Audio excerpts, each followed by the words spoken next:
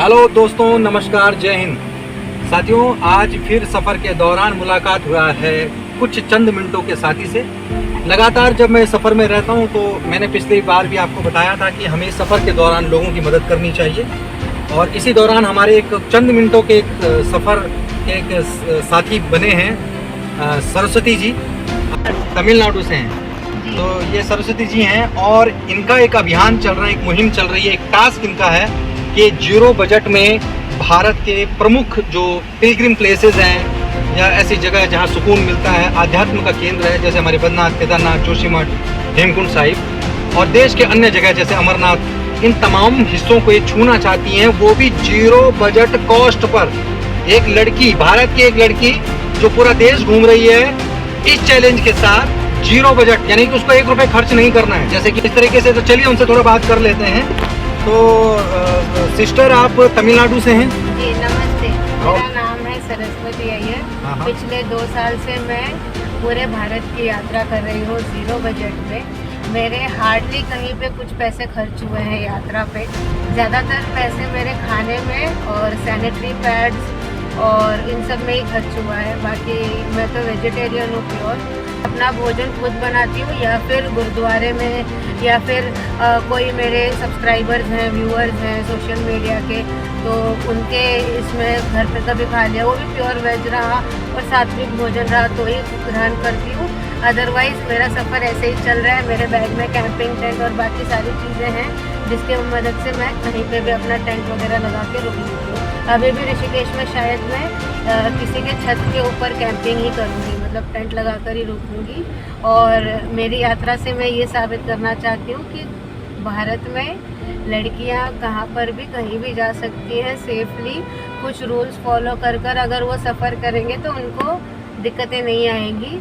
और अगर आप लड़की हो किसी भी उम्र की, अगर आप ये वीडियो देख रहे हो तो मेरा आपसे रिक्वेस्ट रहेगा कि आप घूमिए, बाहर की चीज़ें जानकारी लीजिए। आपके जीवन में जितने भी औरतें और आपके जीवन में जितने भी पुरुष हैं, उनका जीवन इजी करना है तो आपको ज़्यादा एजुकेशन अपने अंदर लाना पड़ेगा। उत्तराखंड के बारे में आपका क्या मानना है? अन्य स्टेट की अपेक्षा उत्तराखंड के बारे में आप किस नज़रिए से देखते हैं? आपकी इस मुहिम में उत्तराखंड कहाँ खड़ा मिला आपको? उत्तराखंड में वैसे देखिए, हमारे पूर्वजों ने काफ़ी सारे धाम बनाए हुए हैं। उत्तराखंड में बहुत सारे धाम हैं। हम ये सिर्फ और सिर्फ हमारे पूर्वजों की वजह से है, जिन्होंने हमें हमारी संस्कृति, हिस्ट्री सब मेंटेन रखा ताकि हम वो देख पाएँ। कितनी सारी हिस्ट्री तो मिट गई है पूरी की पूरी, पर अभी फिर भी थोड़ी बहुत बची हुई है क्योंकि हमारे पूर्वजों ने उतना मेहनत किया था। तो मेरा मन है कि उत्तराखंड ऐसे ही और अपनी हिस्ट्री को बनाए रखे। और मतलब यहाँ पे इतनी सारी जड़ी बूटियाँ हैं, इतनी सारी चीज़ें सीखने के लिए। हर एक मतलब नुक्कड़ में कड़ी पत्ता जो होता है उसका पौधा आपको मिल जाएगा, हर गली नुक्कड़ में मिल जाएगा। मतलब कड़ी पत्ता जो है वो हर जगह पे नहीं उगता है, वो सिर्फ अच्छे मिट्टी, अच्छे पानी जहाँ होती है वहीं पे उगता है। तो आपको उसी से पता चलना चाहिए कि उत्तराखंड में मतलब कितनी अच्छी चीज़ें हैं। बट क्या कहते हैं, मॉडर्नाइजेशन होने के वजह से बहुत सारे जगह पे पहाड़ कट रहे हैं, पेड़ कट रहे हैं, तो हमें उतना उसका सब्स्टिट्यूट भी कुछ करना पड़ेगा, जैसे पेड़ लगाने पड़ेंगे। मतलब विकास करो, विकास अपनी जगह है, हाँ। लेकिन पर्यावरण, पेड़ पौधों का संरक्षण, जड़ी बूटियों का संरक्षण, नदी पहाड़ का संरक्षण भी अपनी जगह है, अपनी जगह है। मतलब उसका समझौता नहीं होना चाहिए कि इधर विकास कर दिया। अब ये सामने यहाँ पर रेलवे प्रोजेक्ट परियोजना चल रहा है, ये जनासू का, ये सबसे लंबी सुरंग है उत्तराखंड की जो बन रही है, और ये RVNL के प्रोजेक्ट में ये पैकेज 4 है।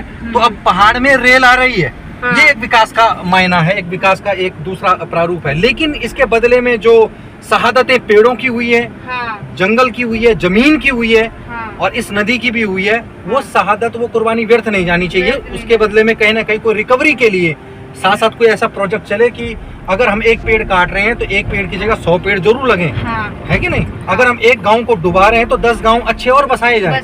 यही आपका कहना है? बरोबर, यही मान रहे हैं? और दूसरी चीज मेरी ये भी विनती है, ऐसे देखो मेरे पास ऐसे नहीं है कि पैसे नहीं है। मैं डेटा साइंटिस्ट हूँ एजुकेशन में, और मैंने साइकोलॉजी भी पढ़ा है। मेरा इस यात्रा में पैसे ना खर्च करने का बस यही एक मेन रीज़न है कि मैं अपने अंदर का अहंकार जो है वो तोड़ूं और सामने वाले के दिल में एक करुणा भाव जगाऊं। आज के दिन मुझे जितने भी लोगों ने लिफ्ट दिया है, कहीं ना कहीं उनके अंदर भी यही है कि एक लड़की अकेले कैसे सफ़र कर रही है, क्या क्या चीज़ों से वो गुजरती होगी। और मैं ऐसे कह रही हूँ कि पूरे भारत में ऐसे ही इंसान भरे हुए हैं। बहुत कम से कम लोग आपको मिलेंगे जो आपके साथ शायद बुरा बर्ताव करें, वो भी उनका दिन शायद बुरा हो इसके लिए आपके साथ बुरा बर्ताव करेंगे। बट आप अपने अंदर की अच्छाई जगाए रखना, सामने वाले के अंदर भी अच्छाई जगी। हम सौभाग्यशाली के 4 धाम के बीच हमारा जन्म हुआ, और जब जन्म हुआ तभी हम देश विदेश के इन चेहरों को यहाँ देख पा रहे हैं। अगर यहाँ धाम नहीं होते तो शायद दर्शन भी किसके हो पाते। तो ये हमारा सौभाग्य है कि हम उत्तराखंड में देवभूमि के वासी हैं।